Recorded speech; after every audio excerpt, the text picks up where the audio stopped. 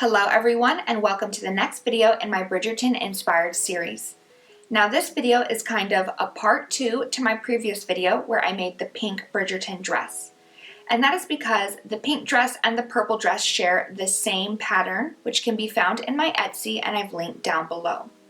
Now both dresses have the same bodice style, featuring double darts and puff sleeves. However, the skirts are entirely different. The pink dress has a full circle skirt, where the purple dress has a skirt made of triangly, rectangly panels for an entirely different shape. But I think both dresses have a very lovely Regency inspired silhouette, and I'm very excited to share my process with you, so enough ado, let's get started. The first thing you'll want to do is go to my Etsy shop and download my PDF pattern. Next, you can print out the pattern on the correct paper size at scale 100%. After printing out the pattern, you can check the measurements of the little square on the first page, and then you can start assembling the pattern. To assemble the pattern, all you're going to do is trim the margins where needed and then tape together to create a grid. And the grid will be 56 pages because it is a pretty big pattern with the 3 skirt pieces.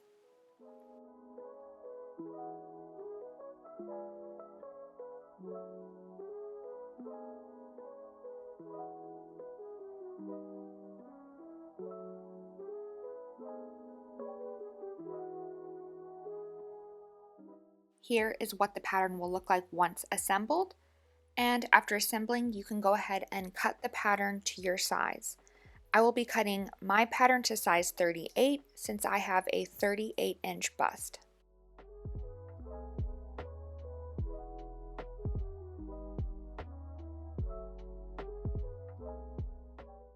I also decided I did not want to have a train on my dress, so I cut off the train extension on the pattern. Now, before cutting into any of your nice or expensive fabric, it is highly recommended that you make a mock-up. Making a mock-up is a great way to check the fit, and make sure to try the mock-up on over top whatever undergarments you want to wear beneath the dress, since wearing a bra or stays may slightly change the fit of the bodice. After trying it on, make a note of any changes you might like to the pattern. Perhaps you would like to raise or lower the neckline. You might want to adjust the darts, making them smaller or larger to fit your bust a little better. And you should decide on what back closure you would like, since that will determine if you need the additional 1 centimeter of allowance in the back. After making your mock-up and any changes you might like to the pattern, you can now start cutting all of your pieces out. I will be cutting the dress pattern pieces out of 5 meters of this gorgeous embroidered satin that has a width of about 110 centimeters.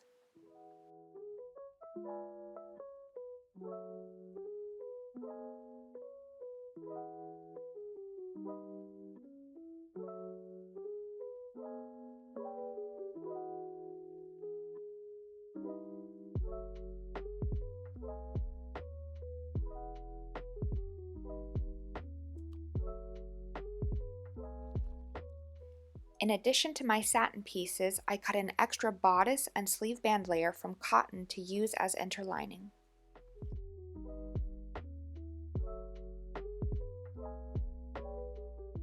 For my dress, I have cut out 1 skirt front cut on the fold, 2 skirt side pieces, 1 skirt back cut on the fold, 2 sleeves, 2 bodice front pieces in satin and 1 in cotton, 4 bodice back pieces in satin and 2 in cotton, and 2 sleeve bands in satin and 2 in cotton.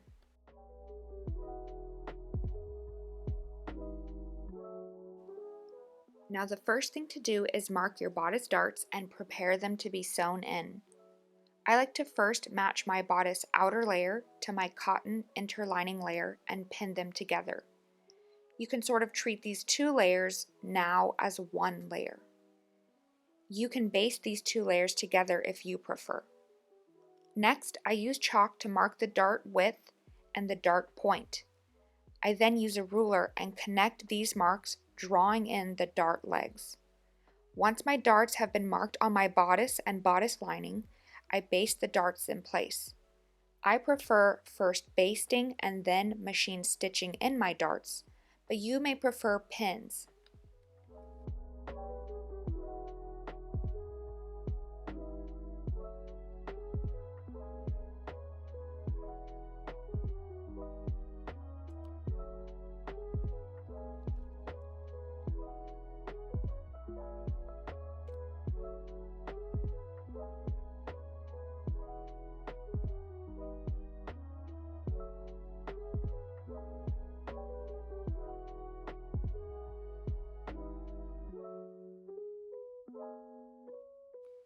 Now I prefer basting, especially when adding a layer of interlining.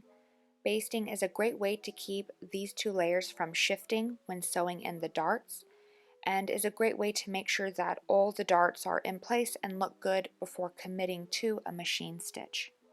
Once all 4 of my darts have been basted in place, I then take them to the machine and sew the darts in, just a little bit to the side of my line of basting stitches. And I just start from the bottom and sew up to the top of the dart, tapering off.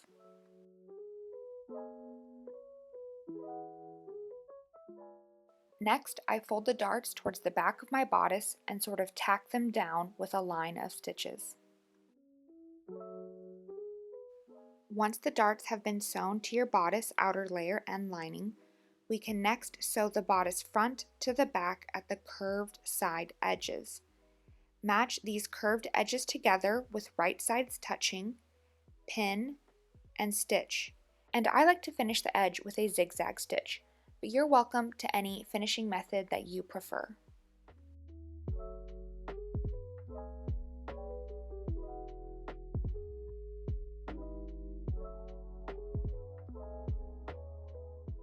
And here's what our bodice looks like so far. I did raise my darts up about 1 centimeter just to sort of work around some of the embroidery flowers. Next, we can gather our sleeve down to fit the sleeve band.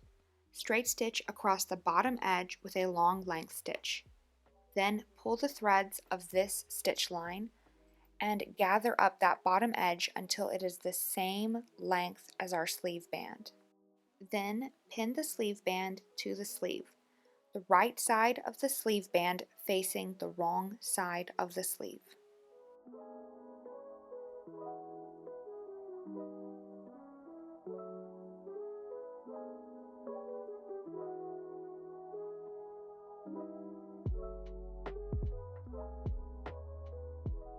And then you can stitch your sleeve band to your sleeve. And I like to finish this raw edge with a zigzag stitch.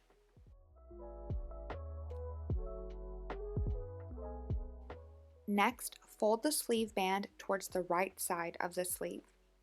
Then fold it 2 more times. Fold once to hide its raw edge, and fold a second time, overlapping the gathers on the sleeve and creating the band.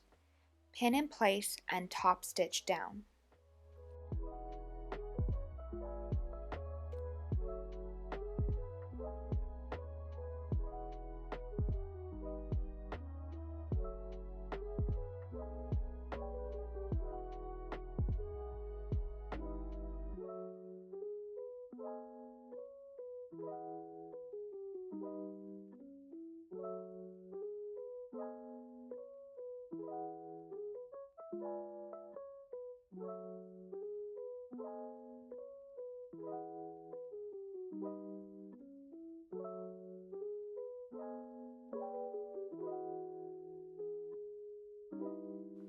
Next, I match the sides of my sleeve together and stitch. I usually prefer to use a French seam for the sides of my sleeve, but due to the thick sleeve band, I just matched them right sides together, straight stitched, and finished with a zigzag stitch.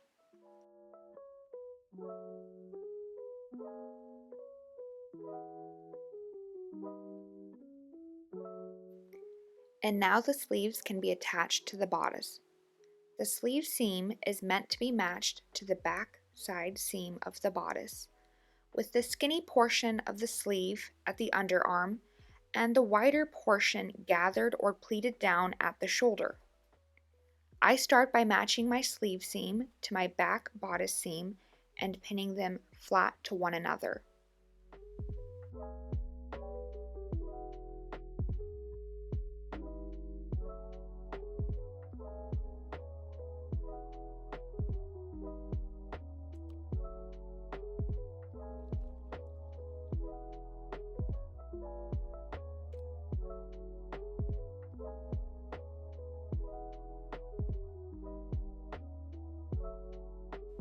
Then, starting at the shoulder seam of my bodice, I measure 11 centimeters and mark with a pin.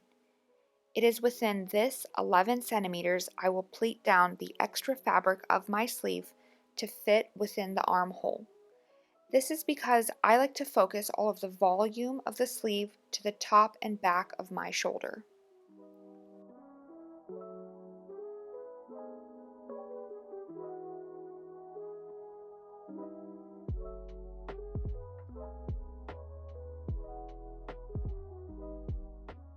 And this is what the sleeve should look like once fit into the armhole of your bodice. You will want to make sure that the right side of your sleeve is facing the right side of your bodice. And as you can see, my sleeve is pinned flat against the armhole of my bodice, except for that 11 centimeters starting at the shoulder seam and measured down. But you, of course, could toy around with your mock-up and figure out where you would like your placement to be. And you, of course, could do gathers instead of pleats. And once I am happy with the sleeve set into my armhole, I take it to the machine and stitch it in place, and of course finish with a zigzag stitch. And here is what my bodice looks like with the sleeves added, and you can also see the pleats at the top and back of the shoulder. Next, we're going to add the lining to our bodice, starting by matching the center fronts together, and then we're going to pin all along the neckline and the back edge of the bodice, making sure that everything is smooth together.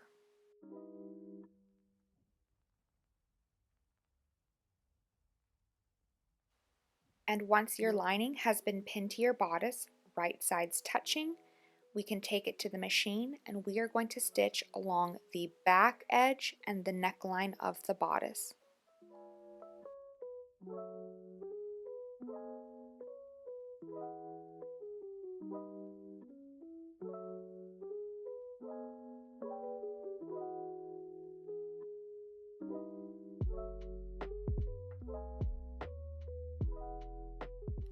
I also quickly finish the armholes and waist edge of my lining. Next, I clip into the seam allowance along the neckline. That way it lies smoothly once I turn it.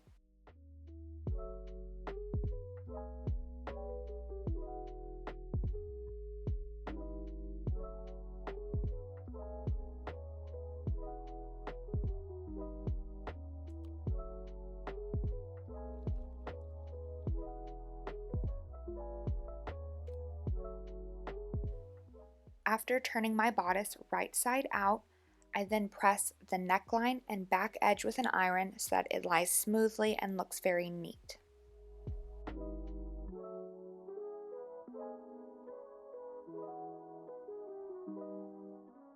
Next, we can sew up the skirt so that we can add it to the bodice. First, I cut a slit into the center back of the back panel of my skirt.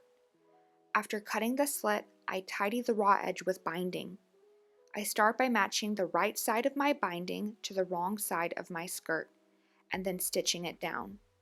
Next, I trim the leftover of the binding. Then I fold the binding over twice, once covering its raw edge and a second time to overlap the previous stitching.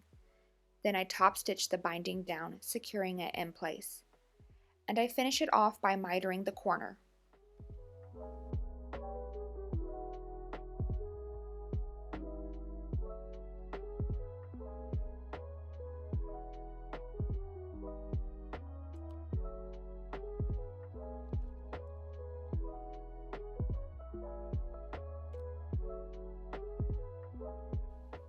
Once the slit for the back closure of your dress has been cut and the edges finished, we can now start sewing the sides of our skirt panels together. I start by sewing the front of my skirt to the sides of my skirt, and I'm going to use French seams, so I match everything together, wrong sides touching.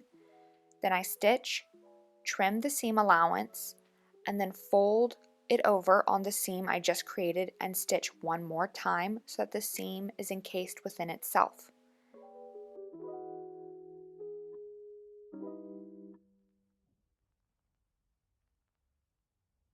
Now I of course prefer to use French seams for the skirt, but you could opt for any seam that you prefer. Once the sides of your skirt have been sewn to the front of your skirt, you can then sew the back of your skirt to the sides of your skirt. Again, I'm using French seams, but you can use whatever seam you prefer. After you have sewn the sides of your skirt together, we can now attach it to the bodice. First, make sure the lining of your bodice is out of the way, since we will be only sewing the skirt to the outer layer of your bodice. Then match the center front of your bodice to the center front of your skirt, right sides touching. And you're going to pin the bodice smooth against the skirt until you reach the back panels of your bodice. And it is just at the back panels of your bodice where you're going to pleat down or gather down the excess fabric on your skirt. All the remaining volume of your skirt will be pleated down just to fit the back portion of your bodice. And I'm going to be using multiple small pleats to fit it down, but you of course could opt for gathers instead.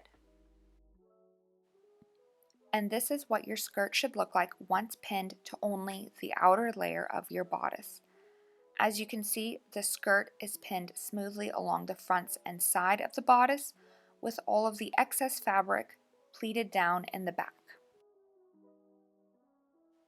Next, I sew my skirt to my bodice and then finish the raw edge with a zigzag stitch. And I am being a little naughty sewing over my pins, and I really recommend you not do this and just baste it instead. After attaching the skirt to our bodice, take a moment and make sure you're happy with everything. If everything looks good, we can now attach the lining to our bodice. First, press the seam allowance of the sleeve and skirt towards the bodice. Then we're going to take the lining and fold the edges of the armholes and the waist inwards just a little bit. And then we're going to pin them on top of the seam allowance of our outer bodice layer. Once everything has been pinned in place and you've smoothed these edges against one another, matching the seams together, we can then hand stitch the lining to the seam allowance of our bodice.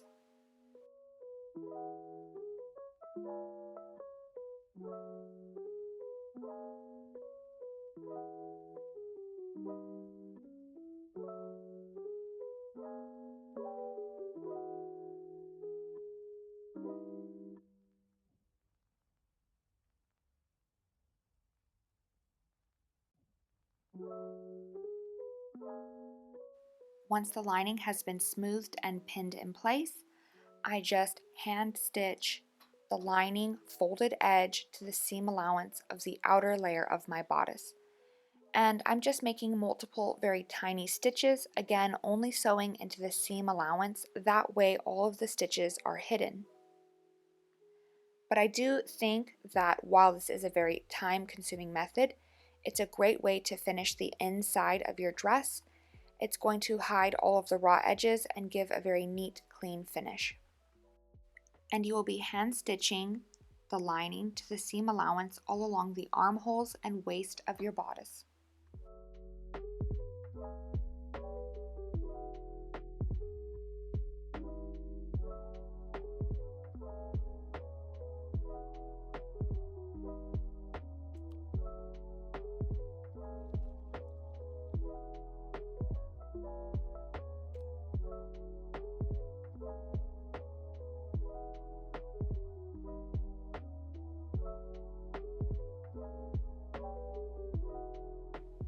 The next thing I did was add the back closure to the back of my dress. Now at first I pinned and then basted my zipper in place, preparing it for the machine. However, last minute I decided that I wanted to add buttons instead, so I took out the basting stitches, removed my zipper, and then used my machine to stitch in the buttonholes, and then I hand sewed the buttons on.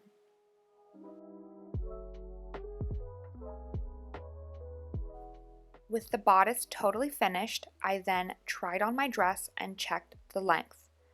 And I decided that I wanted to trim the bottom edge just the tiniest bit.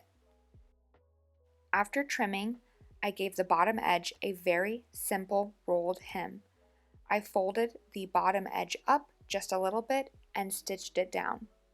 I then folded it one more time and again stitched. Now you may prefer to finish the bottom edge of your dress a different way and with a different hem, and this is totally up to you. Just make sure that there's enough length on your skirt to accommodate any hem you choose.